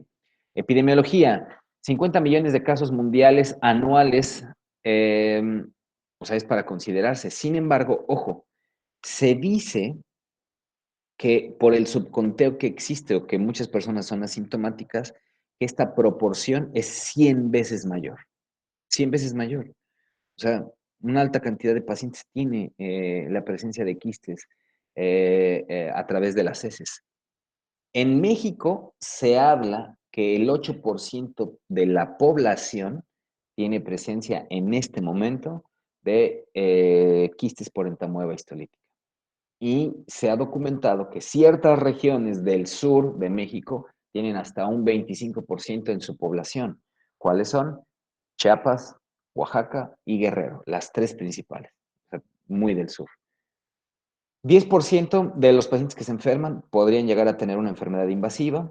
Es más alta la relación en jóvenes, en mujeres embarazadas, uso de corticosteroides y pacientes desnutridos, pacientes institucionales y hombres homosexuales. Por lo menos donde se hace mayor reporte con relación a la incidencia y la prevalencia, en el sur de Asia, Medio Oriente y Sudamérica. De hecho, no sé, si alguien quisiera invertir y pagar un buen estudio clínico, no sé, se daría cuenta de que tenemos tal vez altas tasas a comparación de estos países. Todas las edades se pueden enfermar, más frecuente, vuelvo a repetir, en edades infantiles, hombres más que mujeres. ¿Ok? Diagnóstico. Con relación al diagnóstico, recuerden que en las enfermedades parasitarias habrá que demostrar el agente causal. Sin embargo, por lo menos de lo que se habla para entamoeba histolítica es que requiere algunos ajustes, no es tan fácil, no es nada más de decir, ok, ponle una tinción de simple o hazle un montaje húmedo con solución salina y listo, vas a ver ahí la amiba. No es así. Dentro de los estudios que se hacen en una evidencia, se sugiere muchísimo también complementarla con una citometría hemática por la presencia de la leucocitosis. Y en algunos casos, recuérdenlo, como puede causar una eosinofilia, no es tan frecuente a la mejor, porque eso es una realidad. O sea, el que veamos una urticaria provocada por una eosinofilia parasitaria en un paciente por entamoeba implica de que el paciente es inmunosuprimido y de que tiene tal vez un recuento celular del linfocítico CD4 muy, muy, muy bajo, regularmente pacientes con VIH, SIDA, y la enfermedad a lo mejor ya progresó en una forma significativa. O sea, no es tan fácil, a pesar de que sí se ha documentado, no es como, tienes urticaria, pues vamos a hacerte un coproparasitoscópico. No, no surge así. Tinción y examen microscópico hace la evidencia del trofozoito, donde básicamente se observa esto. El trofozoito tiene ingeridos glóbulos rojos. Entonces, los histopatólogos así lo describen en la microscopía. Se hace, y les vuelvo a repetir, el requerimiento de por lo menos 3 muestras de heces, preferentemente cada 24 horas. O sea, no tiene que pasar más de 10 días. No es de que venga un día y nos vemos dentro de un mes y vamos a ver si tiene ahí enfermedad quística por amebiasis. No es así. Tiene que ser preferentemente cada 24 horas. La especificidad la sensibilidad, perdón, sube del 33% al 95%. Por aquí lo anoto. ¿Ok? Es el que se prefiere por lo menos en países como México, porque no tenemos, ejemplo, el que está mencionándose más en la literatura de infectología es ELISA. Se hace una detección tanto de antígenos como de anticuerpos por medio de inmunoabsorción ligado a enzimas. Entonces, son kits rápidos, disponibles de forma comercial, se hace la introducción del hisopo, se lleva hacia el líquido y de ahí se hace la evidencia si tiene o no presencia del antígeno y también el paciente presencia de anticuerpos. Los de los anticuerpos tienen una especificidad hasta del 90%, o sea, es buena, pero vaya, a comparación de nuestro país, no tenemos este tipo de pruebas para hacerlo. Preferimos, pues, en muchas ocasiones, por la falta de esto, solicitar los coproparasitoscópicos. Existen PCRs, las PCRs están cobrando mejor sensibilidad y especificidad. Existe algo que se llama LAMP. El LAMP implica no se utiliza por lo menos en México, pero habla de una reacción inmunológica mediante también amplificación de ácidos nucleicos, en donde se llama ensayo de amplificación isotérmica mediada por bucle. O sea, yo en mi vida lo he visto, ¿sí? Pero se habla que puede ser más eficiente que una PCR. Sobre todo, tiene una alta capacidad de determinar enfermedades también extraintestinales, así es que muy bueno el LAMP.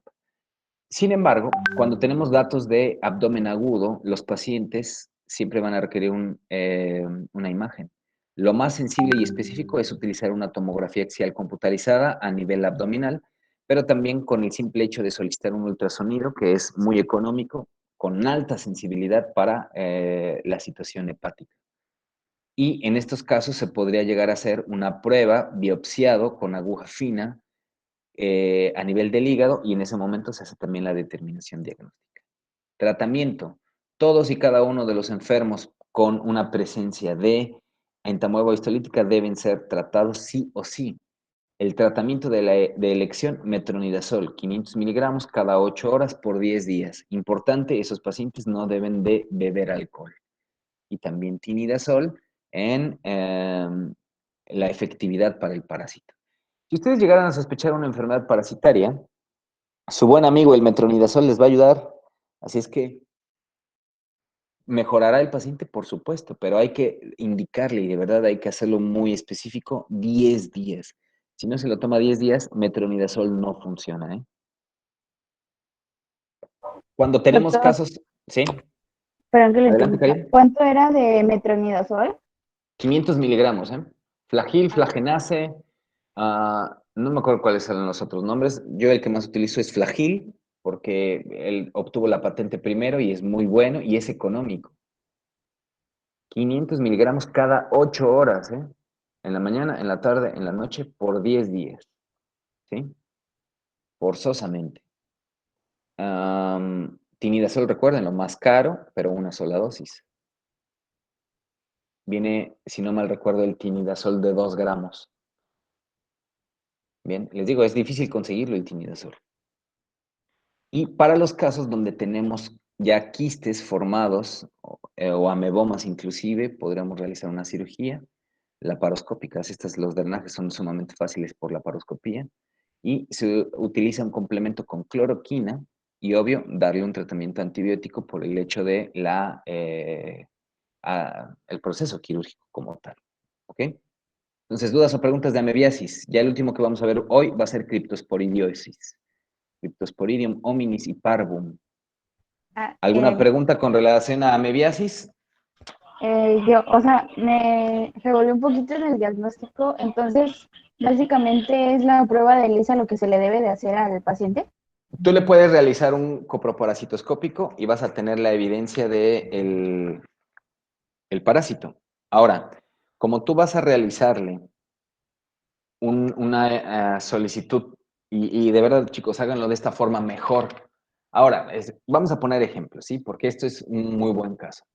Supongamos que ustedes llegan a su consulta un paciente con los datos de evacuaciones diarreicas, mucosas, malolientes y con presencia de sangre.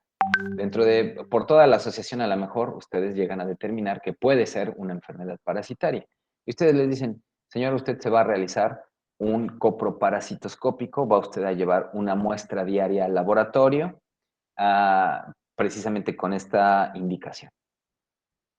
Ejemplo, ustedes tienen su paciente lleva en el primer frasquito sus evacuaciones y hace una evidencia de que en la primera evacuación hay quistes de entamueba histolítica. ¿Hay necesidad de hacer las otras dos? Sí, no y por qué.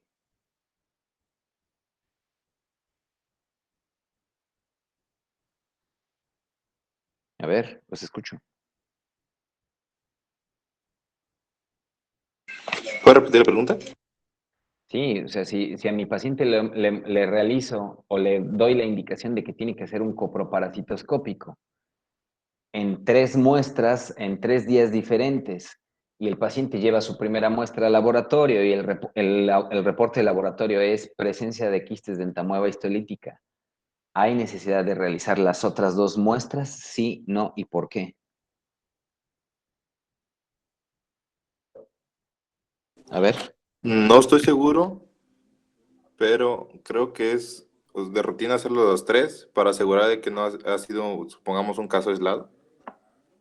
No, en realidad para este caso, ya con el simple hecho de que tengan la evidencia de una sola muestra, ya nos da el diagnóstico, ¿sí? Si bien, Doctor, ¿sí? entonces no hace falta las otras dos, o sea, como de que ya no es necesario que las realicen como tal, simplemente ya salió positiva la primera, ya te doy tratamiento para eso, para... Claro, claro, claro. Ahora, si ustedes quisieran saber si el paciente tiene otro tipo de microorganismo, tendrían que solicitar coproparasitoscópico y aparte cultivo de heces fecales, ¿eh? O sea, son cosas totalmente diferentes. El coproparasitoscópico es la microscopía y esta lleva un proceso de tinción y examen bajo, valga esa redundancia, el frotis en heces frescas, ¿sí? Y ahí lo que se va a hacer evidencia es la presencia de la entamueba histolítica. Entonces, si yo ya tengo que una de mis sospechas fue este tipo de parásito, en la primera, y me lo reportan, porque no sé si ahora tengan conocimiento, pero hay, si ustedes en una gran cantidad de laboratorios ponen ahí su correo electrónico, les mandan a los pacientes y también les mandan al médico los resultados. Entonces, es muy sencillo. Yo ya no le diría al paciente, siga haciéndose las 3, ¿para qué? Seguramente en las 3 salir quistes de entamueva. ¿Por qué es necesario? Precisamente porque si la primera sale negativa, ok, tengo una segunda. Si la segunda sale negativa, ok, tengo una tercera. Entonces, en ese tipo de pruebas, ahora sí, ya no hay que hacer una quinta, ya no hay que hacer una sexta. La indicación, por lo menos para aumentar la sensibilidad, es realizar 3 muestras durante no más de 10 días. ¿Sí? Esa es la indicación. ¿Se puede cultivar? Claro que también se puede cultivar en tamueva histolítica, ¿eh? Pero es sumamente difícil de cultivarla. De hecho, el cultivo tiene una tasa de éxito en nada más del 50%. O sea, es muy difícil por los métodos que se requieren para darle crecimiento a ese tipo de protozoario. Entonces, por eso es más sencillo, económico, realizar el coproparasitoscópico, la evidencia clínica, la evidencia microscópica. Bien. Y la detección de antígenos. Por ejemplo, lo que preguntaba hace rato Karina, o sea, ¿qué va a ser lo adecuado? Tienes entonces una prueba de ELISA, ¿sí? Que son como estos hisopos, ¿eh? Casi, imagínense la prueba de PCR con ese hisopo, pero lo que se hace es tocar el hisopo, tocar las heces con el hisopo, se lleva al tubito, se hace la mezcla con el componente que tiene y esa mezcla se pasa precisamente hacia un lector.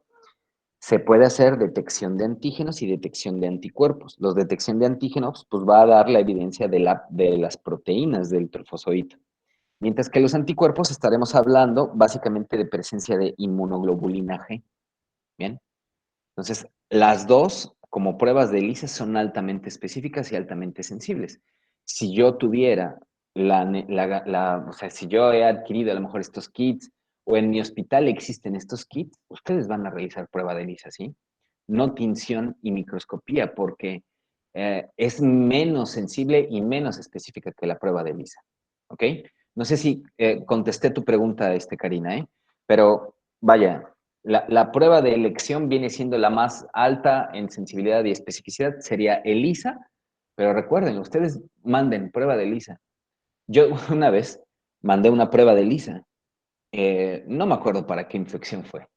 El chiste es que lo primero que hizo el paciente, oiga, doctor, fíjese que ya llevo 3 laboratorios y no hacen esa prueba con relación a la prueba de ELISA de tal microorganismo. Dice, ¿me pueden hacer la prueba de ELISA para VIH? Y digo, no, hombre, no, no necesito prueba de VIH. Entonces, no lo van a tener, ¿eh? O sea, no es tan accesible, por lo menos en nuestro país, ¿sí? Habrá que pensar en las técnicas que tenemos a la mano. Entonces, el coproparasitoscópico es bueno. Podrían ustedes tenerlo en esa consideración, ¿eh? Bien, vámonos entonces ya con el último, es relativamente también corto, criptosporidiosis, ¿eh? Porque es por Cryptosporidium hominis. Ahora, recuerden, todo tiene una relación. Si hablamos de la enfermedad parasitaria más frecuente a nivel internacional, hablamos de giardia intestinales. Si hablamos de la principal causa de disentería parasitaria, hablamos de entamoeba histolítica. Y por lo menos créanlo, se los doy como consejo. Siempre piensen en un pequeño menor de 10 años con presencia de disentería y que ustedes lo vean bien. O sea, llega al consultorio, oiga, doctor, fíjese que tiene evacuaciones y vi por ahí diarrea y aparte vi sangre. Ok, ¿y cómo se siente? No, pues él come bien. Él en realidad no ha perdido ni siquiera el apetito, juega, brinca, pero eso sí, las evacuaciones vienen pues de estas características. Hacen toda la evidencia, podría tener un poquito como de calambres, dolor abdominal cólico, no se presenta una hipertermia en un porcentaje alto, es relativamente bajo. Recuerden, eso sí, un paciente inmunodeprimido pues va a tener a lo mejor hasta datos graves, ¿no? O diseminación con mayor frecuencia. Pero la mayoría de los pacientes son así. Ahora, cambia totalmente cuando les llevan a un pequeñito que está totalmente agotado, asténico, anoréxico, con fiebre alta, con dolor abdominal un poco más moderado, inclusive la sensibilidad pasa a ser aumentada y después disminuye. Y presencia de disentería. Ahí sí tendremos que hacer un cultivo de las evacuaciones, no un coproparasitoscópico. que bien podríamos solicitar las dos, ¿eh? Es decir, si yo no estoy seguro, es totalmente válido que le pida a mi paciente, señor, hágase un cultivo de heces y hágase un coproparasitoscópico. Bien, y no estaré actuando mal. Es decir, tal vez no está dentro de todo lo que me dice el libro, porque el libro se dedica a describir los casos más frecuentes, pero pueden tener casos muy aislados que no se parezcan en lo absoluto a lo que dice el libro. En ese caso, no pasa nada. O sea, ustedes, les vuelvo a repetir, tienen que tener como la mayoría de certeza ante los diagnósticos. Y si lo hacen con evidencia, créanlo, ustedes mismos se van a sentir con esa satisfacción, ¿eh? Yo recuerdo mucho, y se los digo como una anécdota, mi primera paciente que yo diagnostiqué con artritis reumatoide, ¿eh? No nada de reumas y dolorcitos inflamatorios, no, artritis reumatoide. Me sentí muy orgulloso, así dije, ay, sí, sí supe, ¿no? Porque era de libro la paciente, es decir, tenía los datos de rigidez de manos, matutina, bilateral, mujer con uso de anticonceptivos, todo lo que dice el libro lo tenía la paciente. Y era la hermana de un amigo, ¿sí? Entonces, él me llevó y me dice, mira, es que la verdad te traje, Rafa, porque mi hermana pues, no quiere ir con ningún médico. La hermana tenía como una tendencia así medio hippie, o sea, medio liberal, pero pensaba mucho como en la naturaleza y en el amor y paz y todo eso. Y me dice, y nunca va a ir con el médico, entonces por eso mejor ve. Entonces fui. Y le dije, bien. Entonces ya empecé a platicar con ella. Les digo, ustedes tienen que crear empatía con sus pacientes. Si ustedes llegan y mira, soy el doctor y casi casi los ve con bata, pues van a salir corriendo. Empezamos a platicar de un montón de cosas de reggae y salió a la plática y ya después, oye, me dijo tu hermano que tenías como unos dolorcillos por ahí. Allá me empezó a platicar y le dije, mira, yo te recomiendo que te hagas este estudio. Anticuerpos cítricos citrulinados. Y me dice, ¿qué es eso? Le digo, tú háztelos. Hay que estar seguros de una enfermedad. Te los hizo y positivos y anticuerpos ANCA negativos. Entonces dije, artritis reumatoide. Pero dije, sí sirvió leer en algún momento de mi vida. Pasará lo mismo cuando ustedes de verdad hagan sus primeros diagnósticos. Que digan, y esto en algún momento de mi vida me dijeron que tenía que asociarlo con el pollo. Me dijeron que tenía que asociarlo con las evacuaciones en forma de suero de arroz. Me dijeron que tenía que asociarlo con disentería en niños que relativamente no tienen una sintomatología ni siquiera moderada, que es leve. Entonces, eso hagan evidencia, siempre se los recomiendo. O sea, por más a veces, y no es que suene ni bonito ni mucho menos, pero por más pobre a veces que los pacientes tengan, buscan la forma de alguna u otra para encontrar los recursos económicos, tanto para la prueba diagnóstica que ustedes solicitan, como para el medicamento que ustedes solicitan, ¿sí? Si ya de verdad no hay acceso, porque eso también surge, ¿eh? No hay forma de llegar a un laboratorio, no hay forma de hacerlo. El paciente en realidad no tiene recursos económicos. Si tú prefieres entonces iniciar el tratamiento sí o sí, pues háganlo. Y recuerden, muchas veces lo que nosotros hacemos, yo por lo menos lo que hago es, mire, esta es la receta. Va a comprarlo y va a comenzarlo, pero primero, por favor, quiero que se vaya usted a hacer este análisis, ¿sí? Ya cuando se lo haga, muy bien, inicie el tratamiento. Bien, y no sé, existe, de acuerdo a conforme ustedes van estudiando, una alta probabilidad de eh, eh, no es atinarle al diagnóstico, sino ser certeros por su conocimiento, ¿eh? Bien, entonces criptosporidiosis, por Cryptosporidium hominis, ¿ok? Criptosporidiosis es una enfermedad humana y exclusivamente en los humanos causados por un protozoario del filo apicomplexa, ¿ok? ¿Qué es la clave? Es la principal causa de enfermedad diarreica relacionada con agua recreativa. Y ahora viene entonces, es algo totalmente asqueroso, pero es algo que yo vi, ¿sí? Si ustedes piensan que, yo antes sí, todos somos niños, ¿no? El chiste es que a nosotros nos encantaba ir a balnearios, por lo menos amigos, primos, inclusive nuestras familias. Y durante un tiempo, tal vez iba como por la secundaria, yo creo, como por primero o segundo de secundaria, empezó a tener un auge, pero increíble, el rollo parque acuático. No sé si alguien ha ido, pero por lo menos de Puebla está cerca. El chiste es que estaba chavillo, no sé, 12, 13 años, y de repente aquí con los cuates y todo, y de repente uno dijo, ¿cuánto y me hago popó en la alberca? En la alberca de olas. Entonces, no, no, no. O sea, fue lo más asqueroso que he visto en un parque acuático. De verdad, él, o sea, defecó en una alberca. Y de repente nada más se vio así todo el mojón en la alberca de olas, ya se imaginan. O sea, era peor que el ataque de tiburón. Entonces, sacaron a toda la gente, de la alberca. Pero si ustedes piensan que esto nada más es como por maldad, no. Hay muchas personas, ejemplo, con enfermedades diarreicas que van a este tipo de balnearios, no tienen un buen aseo, y listo, se meten y hay que se enjuague un poco, son asquerosos, pero pues es una realidad.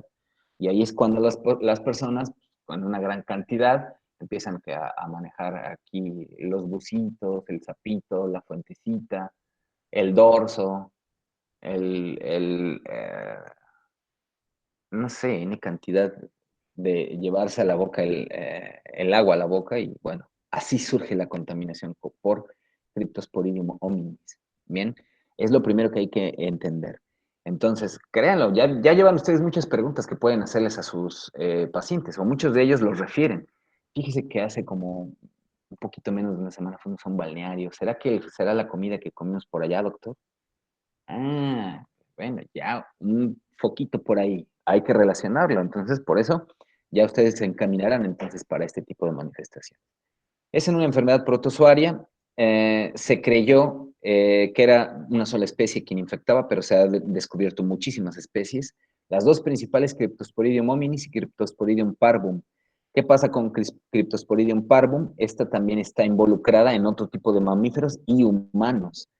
Infecta principalmente a edades infantiles, enfermedad diarreica autolimitada. Es lo más frecuente.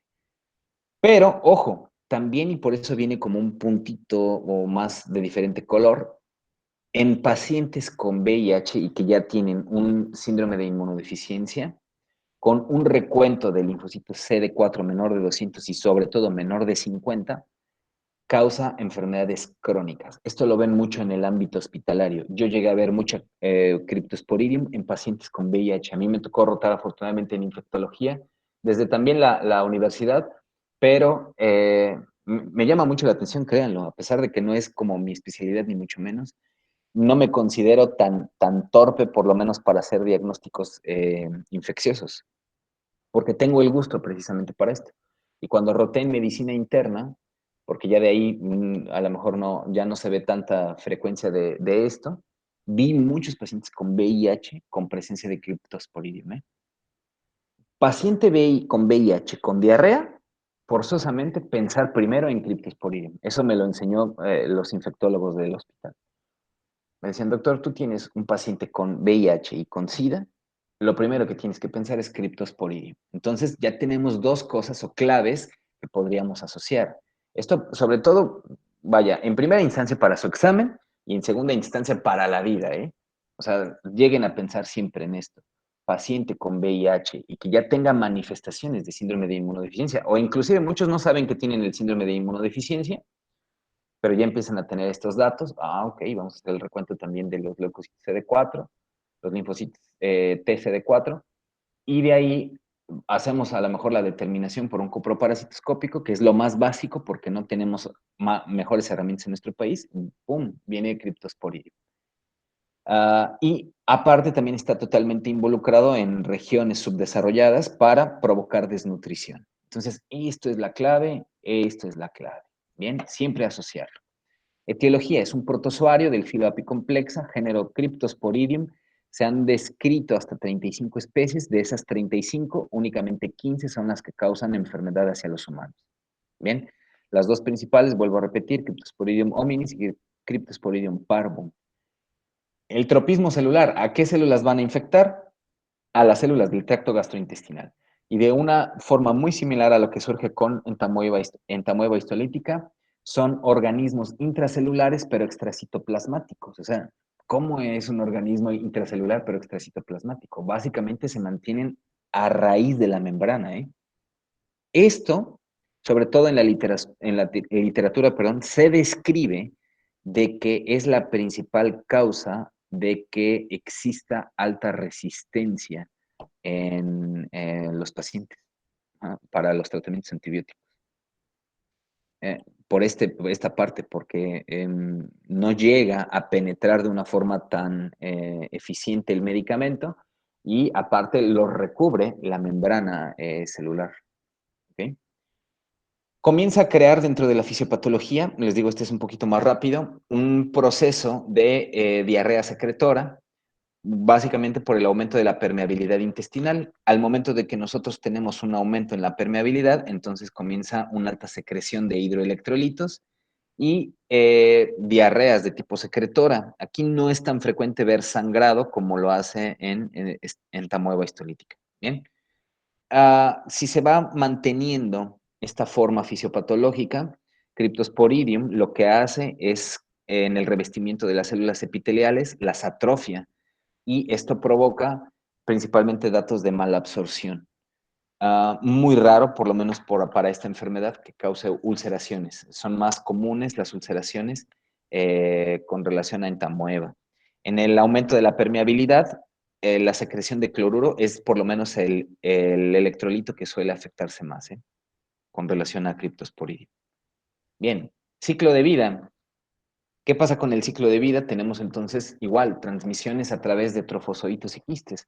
Como estamos viendo precisamente estas enfermedades por protozoarios, los protozoarios se engloban básicamente en estas dos formas, quiste y trofozoito, quiste y trofozoito. Cuando veamos el mitos, entonces ustedes sabrán cómo es que viene ya un ciclo mayor, donde seguramente habrá hospedadores intermedios. Entonces, bueno, a transmisión fecal oral, forma de transmisión persona a persona, porque la persona no se ha lavado adecuadamente las manos y bueno, llega inclusive a tener o compartir secreciones y ahí vienen los quistes. Agua y alimentos contaminados, recuérdenlo, agua sobre todo en albercas, piscinas, estanques, rotoplas, no sé, donde se metan a nadar y que en realidad no lleve un proceso adecuado, porque ojo, se describe que en las albercas y en todo este tipo de datos, porque más bien tiene también como en tamoeba una alta resistencia al cloro, ¿eh? O sea, a pesar de que los hoteles o los parques de diversión lleguen a clorarlo, este tipo de parásitos sobrevive al cloro. Entonces, ahí es cuando se quedan por mucho tiempo, meses, sobre todo si no se tiene una alta forma de reciclado del agua. ¿Alguien ha visto aquí cómo limpian las piscinas? ¿Nadie? A base de filtros y de una pastilla clorada. Utilizan cloro, digo, casi es échale cloro hasta que el huésped o el usuario tenga los ojos rojos, pero utilizan sí unos filtros, no sé si han visto, son como unas, vamos a llamarlo, aspiradoras grandes, que van sacando el agua, la pasan por el filtro y la vuelven a regresar, ¿sí? Entonces, como si fuera una fuente y que lleven el proceso precisamente de filtración u oxigenación. Entonces, sobre todo quienes no llevan a cabo este proceso tienden a generar más infecciones de este tipo. Bueno, punto número 1, se ingiere un oquiste. Ese oquiste suele estar, vuelvo a repetir, en agua o contaminación de algunos productos alimentarios, principalmente de ganado vacuno. Liberación al momento de que llega al intestino de 4 esporozoitos. Estos esporozoitos pueden llegar a tener algo que se llama vacuolización. ¿Qué es la vacuolización? Es precisamente el adosamiento. Se genera una forma de resistencia por parte del trofozoito en el que él mismo se protege dentro de las vellosidades para evadir el sistema inmunológico. Entonces, básicamente, también el proceso inmunológico no es tan eficiente. En tercer punto, ahora comienza a agrandarse, comienza a crecer, llegan a tener hasta una dimensión de 5 hasta 13 micras, lo que sí los puede hacer evidentes en una microscopía, y al momento de que ya tenemos un parásito maduro, que es un trofozoito, puede o dividirse y generar más quistes o puede multiplicarse de una forma sexual o asexual para generar formas más eficientes de diseminación dentro del intestino. Entonces el paciente, al momento de que está teniendo evacuaciones, está teniendo liberaciones de quistes, ¿sí? Sucede que hay dos diferenciaciones importantes, por lo menos, de los oquistes. Unos oquistes que se les denomina, perdón, de pared delgada y otros que se les denomina oquistes de pared gruesa. ¿Por qué son diferentes? Porque los oquistes de pared delgada son los que llegan a tener una generación de diseminación a través de las heces y los oquistes de pared gruesa son los que llegan a tener una forma de crecimiento intraepitelial. ¿Ok? Esa es la forma. Entonces, básicamente, toda enfermedad por protozoarios, quistes y esporozoitos o trofozoitos. ¿Bien? Factores de riesgo. Entonces, lo que más vamos a tener son cuestiones de mala higiene. O sea, si bien vamos a pensar sí en las albercas y todo lo demás, pero las edades infantiles y en lugares de hacinamiento donde hay mal aseo, mala higiene, son los principales involucrados. Entonces, como son niños, como tienden a meterse casi todo a la boca, no sé si hay, digo, yo todavía no tengo hijos, pero eh, cuando he visto a los pequeñitos, que me gusta observarlos, básicamente se meten todo a la boca en edades muy, muy pequeñitas, o sea, menos de 3 años, ahí tienen todo en la boca. Y si se les cae, se lo vuelven a meter a la boca. Es común. O sea, no tienen tal vez esa forma de desarrollo todavía para ni siquiera la motricidad fina, ni tampoco un estado de conciencia totalmente eficiente para que ellos puedan determinar, ay, esto está contaminado y me va a provocar una enfermedad parasitaria. No. Entonces, estas formas de propagación en las guarderías es alta. Hasta un 30 al 60% de los pacientes con Cryptosporidium pueden llegar a venir de estos lugares. Y también las personas que se encargan de su cuidado. Las personas que, enfermeras, eh, personas que se dedican a cuidar a los pequeñitos, a cambiarlos, todos ellos, maestros inclusive, porque también le hacen también a esa tarea, bueno, podrían adquirir la enfermedad.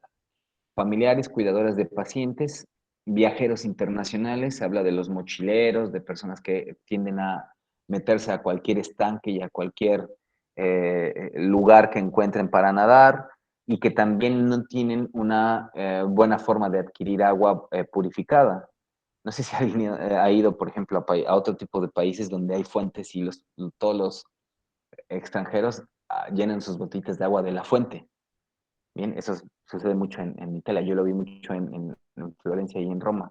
Y ahí llegas y acercas con tu botella vacía y listo, empiezas a llenarla. Y como los ves a todos que están así, dices agua purificada. Y de verdad, tiene una potabilización eficiente, pero no sabes si podría llegar a estar contaminado, ejemplo, la válvula o algo. Y ahí, bueno, no serviría de mucho.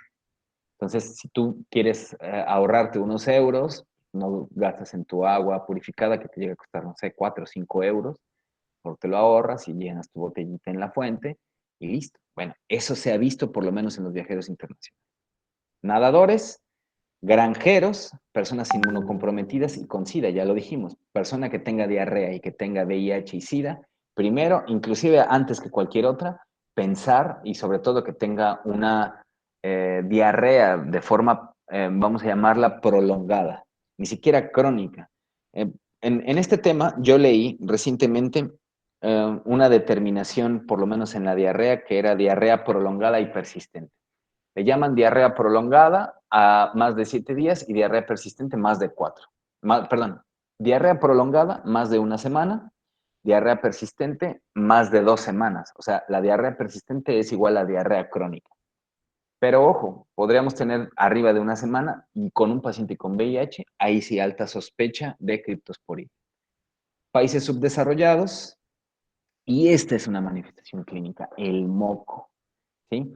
Por lo menos de las 3 que hemos visto, es tal vez la que produce mayor cantidad de moco. Pero ojo, las 3, ¿eh? Todas las enfermedades protozoarias diarreicas están interviniendo en el proceso de desarrollar más infección y liberación de moco. El periodo de incubación, 5 a 10 días, es una diarrea acuosa que es intermitente. O sea, para los pacientes con una eficiencia de su sistema inmunológico, suelen tener, por aquí hacen semisólido y de repente podría a lo mejor no tener un involucramiento tan grande de la frecuencia de las diarreas y de repente se vuelven a soltar del estómago. Bien. puede ser escasa a continua o más profusa. Entonces, no hay algo que pueda tener como diferenciación tan grande con relación a otras enfermedades parasitarias, pero el moco es altamente evidente, por lo menos en las tres, tanto en entamoeba como en giardia, como en cryptosporidium.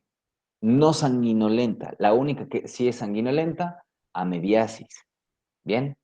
Dolor abdominal es muy leve, muchas veces es imperceptible, algunos lo refieren como leves calambres abdominales, podría hacerse referencia más hacia las fosas ilíacas, tanto la derecha como la izquierda. Hipertermia, muy leve, fiebre sucede hasta en el 30% de los pacientes, que es relativamente bajo. Si comparamos a lo mejor los pacientes con enfermedades diarreicas por bacterias, pueden llegar arriba del 60-70%. Entonces, esos van a ser datos clínicos para que nosotros pensemos y asociemos esta parte. Esto también es diarrea por Cryptosporidium, ¿eh? Alta presencia de moco, coloración amarillenta y muy apestosas, ¿correcto?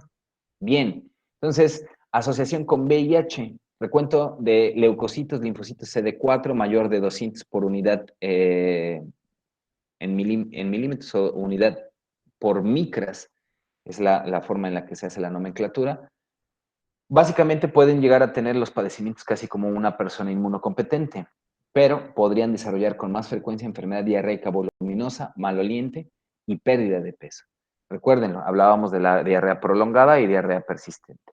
Arriba de 7 días un paciente con VIH, siempre pensar en Cryptosporidium. CD4 menos de un recuento de 50, pueden llegar así a tener una gravedad alta, pérdida de líquido en volúmenes muy profusos, afectación de las vías biliares, que aquí sucede algo que, o se describe, algo que se llama colecistitis acalculosa, Pueden desarrollar algo que también se llama colangitis esclerosante o inclusive pancreatitis. Más evidencia de náuseas y vómitos y síntomas respiratorios. O sea, es sumamente raro, pero los infiltrados pulmonares bilaterales con presencia de dificultad respiratoria, principalmente disnea, se observa en pacientes con VIH y es Cryptosporidium. O sea, sumamente raro. Yo no lo he visto, se los digo muy sincero, pero está descrito. Eso es lo importante que hay que saber. Epidemiología. Entonces, todo lo que esté relacionado con hacinamiento, mala higiene, contaminación de alimentos, personas que van hacia las albercas, se avientan los bucitos y empiezan a jugar y a aventarse con la boca agua. Bien, bienvenidos sean los quistes. Tenemos una estimación de 100 veces mayor al número de casos reportados. O sea, también hay una sobrevaloración de los casos actuales como en entamoeba. Se habla básicamente que la incidencia, por lo menos en países como Estados Unidos y Alemania, 3.9 casos por 100.000 habitantes. En países industrializados, por lo menos cuando se ha hecho estudios epidemiológicos, se ha visto la presencia hasta de una positividad del 25% de la población. En 10% de los pacientes con SIDA, inclusive asintomáticos, tienen presencia de Cryptosporidium. En Antártida es la única región donde no se ha reportado casos. En África subsahariana, la segunda causa de diarrea, por abajo de Campylobacter, por lo menos para esas regiones. Sí, por lo menos para esas regiones. Ah, perdón, no es Campylobacter, es la primera también, Salmonella. Entonces, primera causa Salmonella, segunda causa de diarrea en África subsahariana, todas esas regiones más hacia el sur. Segunda causa, o sea, no lleguemos a pensar de que sea tan ilógico la presencia de este tipo de protozoario, por lo menos en México. Temporadas primavera y verano. ¿Por qué? Pues, donde los niños se meten más hacia las albercas. Edades menores de 5 años. Han visto, yo sí lo he visto, y es altamente asqueroso, a niños que los meten con todo y pañal hacia las albercas, hacia el mar, hacia las lagunas, no lo sé. ¿Han visto eso? Sí, doctor. Sí. Muy bien, entonces Sí. vivimos en el mismo país, ¿correcto? Entonces es muy frecuente y eso no debería hacerse. Si ustedes ven a alguien, por favor díganle, no es lo correcto, y desnutrición y desarrollo de efectos metabólicos a mediano plazo, porque comienzan a tener deficiencias en el desarrollo y crecimiento. Diarreas crónicas también involucramiento. Bueno, diagnóstico y tratamiento, ya para terminar. Diagnóstico y tratamiento. Se habla por lo menos que para la tinción, el coproparasitoscópico que hemos estado hablando con Giardia y con Entamoeba, por lo menos para Cryptosporidium se requiere una tinción muchísimo más específica. O sea, no es tan fácil. Por eso, vuelvo a repetir, está como en un subconteo la enfermedad. O sea, sí se va a solicitar un coproparasitoscópico, pero lo que se requiere en tinción es concentración de formalina acetato. Esa es la forma de la tinción que se tiene que utilizar. Muchos de nosotros ponemos ejemplo cuando solicitamos una prueba, no sé, solicitar citometría hemática, diagnóstico presuntivo, anemia ferropénica, ¿no? Solicitud de cultivo de heces, diagnóstico presuntivo, Escherichia coli. Ujú. ¿Por qué? Porque también los químicos pueden llegar a guiarse, sobre todo eso pasa en el hospital, ¿eh? Ustedes cuando tengan eso, yo lo hacía mucho estando ahí en el hospital, pongan su diagnóstico presuntivo, porque lo primero que si ustedes le solicitan un coproparasitoscópico van a hacer lo más sencillo, ¿eh? Van a llevar a cabo la forma de visualización en el microscopio de las heces y hasta con solución salina. No hubo nada, doctor, ¿ok? Pero cuando ustedes ya le especifican diagnóstico presuntivo Cryptosporidium, ya saben qué utilizar, ¿bien? Por eso, entre más específicos seamos, muchísimo mejor. Entonces, la tinción se llama tinción de concentración de formalina acetato. Es la que se utiliza y a pesar de eso puede llegar a tener no una sensibilidad ni especificidad tan alta. Entonces, considerar eso. Por eso lo que está en el número 1 o de lo que actualmente se utiliza son pruebas de PCR. Las pruebas de PCR ahorita han demostrado una alta especificidad y sensibilidad por arriba del 90%.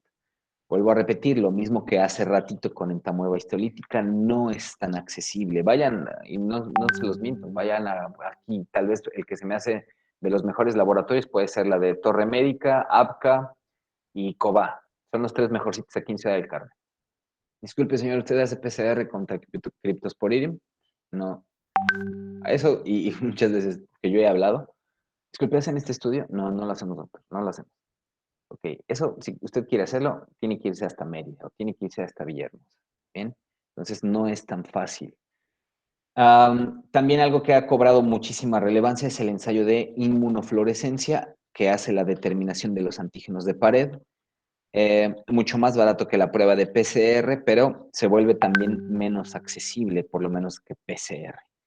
Y de ahí vienen métodos como el de inmunoabsorbencia por ELISA y pruebas de VIH. O sea, si tenemos un paciente con diarrea crónica, negatividad en un cultivo de heces, coproparasitoscópico negativo, ya se ha tratado de determinar a lo mejor hasta pruebas de PCR para otro tipo de virus, ejemplo. Pues entonces vamos a determinar por qué el paciente tiene diarrea, si hemos excluido otras causas de diarrea. Síndromes de mala absorción, uso de medicamentos, podría estar involucrado hasta Escherichia coli, hasta Giardia lamblia, podría estar involucrado hasta Helicobacter pylori, no lo sé. Entonces, en algún momento, si solicitamos una de estas pruebas complementarias para saber por qué el paciente no mejora, lo más frecuente es solicitar una prueba de VIH. Bien. Prevención. ¿Cómo le pediríamos a nuestros pacientes que se previnieran con este tipo de enfermedades? Pues utilizando a lo mejor agua purificada. Si es que se tiene que ingerir el agua de la llave, pues por lo menos hervirla, lavar frutas y verduras, lavarse las manos antes y después de ir al baño, antes y después de comer. No sé, no utilizar albercas como tan comunitarias. Después, no sé, después de que uno se convierte en médico, ya no encuentra tanta diversión a meterse a una alberca. Te los digo en serio, ¿eh? Yo nadé como desde los 8 años hasta los 17 años, en forma frecuente y competitiva. Y después de que me convertí en médico, dije, no, hombre, para que me meta a una alberca tendría entonces que tratar de determinar que no hay mucha gente. Ya saben, los infectólogos deben vivir como con un miedo increíble para muchas infecciones, ¿eh? Pero por lo menos yo sí les digo que mi emoción ante una alberca disminuyó notablemente. reposición de hidroelectrolitos, como todas las enfermedades, ¿sí? Y el medicamento de elección, si se dan cuenta, en los dos anteriores era metronidazol, en este es nitazoxanida, ¿bien? La nitazoxanida tiene un nombre comercial que se llama Alinea, y esto evita el crecimiento de los trofozoitos, tanto de Giardia lamblia, como de Cryptosporidium parvo, como de Cryptosporidium homini. O sea, también podría utilizarse de una forma eficiente, de primera línea. Entonces, es el tratamiento de elección, nitazoxanida. Los dos siguientes, inclusive aquí no viene metronidazol, es paromomicina, que no se encuentra comercializada en México, y acitromicina. Pero ojo, las tasas de efectividad son muy bajas, por lo menos para acitromicina y para paromomicina. O sea, no son medicamentos de primera línea. El medicamento de primera línea con una efectividad del 98% es nitazoxanida. Si no mal recuerdo, la tasa de efectividad de acitromicina es del 65 al 70%, o sea, es relativamente bajo. Bien. Si no encontráramos cualquiera de estos, pues bueno, tal vez tendríamos que echar mano de esa. ¿Correcto? Entonces, dudas o preguntas, chicos. Terminamos el día de hoy. Tres